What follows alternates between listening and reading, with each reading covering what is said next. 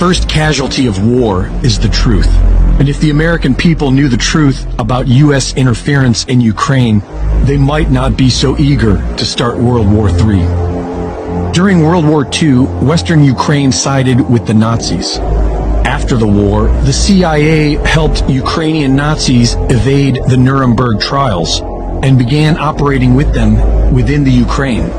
After decades of CIA infiltration, the Ukrainian People's Movement emerged in 1989 and gave birth to extremist groups Svoboda, Trident, and Right Sector, neo-Nazi groups pushing for the ethnic cleansing of Ukraine, extremist groups cultivated by the CIA, supported by the U.S. State Department, and used by the IMF to bring Ukraine to heel. When Yanukovych beat NATO-backed Yushchenko in the 2010 elections, his government was being pressured into signing an EU association agreement by the International Monetary Fund in their typical conquer-by-debt offer that would financially ruin the Ukraine and place them at the mercy of the World Bank. Yanukovych declined their offer. And in today's corrupt world, you're not allowed to say no to the IMF. Funded by Western NGOs associated with George Soros and the CIA, a highly organized color revolution was immediately deployed against Yanukovych. Organizations such as the National Endowment for Democracy trained activist journalists to utilize Facebook, along with 3 brand new television networks created within weeks to recruit people for the protests.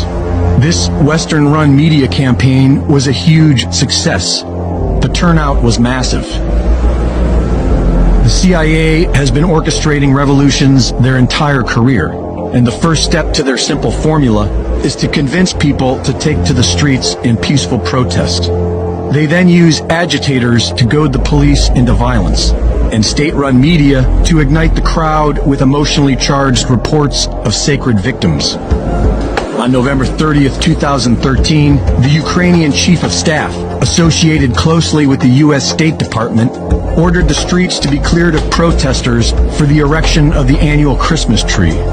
When the police arrived, they were met by a highly aggressive and well-organized faction of Ukraine's Right Sector, who provoked the police into a violent reaction against peaceful protesters, which is all the Western intelligence media reported on. Predictably, this resulted in more unrest and violence, which was further fueled by U.S. Senator John McCain's support of the protests. Leaked phone calls reveal that the U.S. State Department was orchestrating this coup d'etat from within the U.S. Embassy, with support from Vice President Joe Biden. On February 20th, unidentified snipers, firing from government buildings occupied by the protesters, began firing into the crowd, killing people on all sides. Yanukovych's home and offices were taken by armed mobs, and a new government was put into place with a neo-Nazi element that went on to accept the IMF's spurious loan offer and began murdering the Russian-speaking population of Ukraine in Donbass. As a result of this Western-created quagmire, 96% of the people in Crimea voted in favor of joining Russia.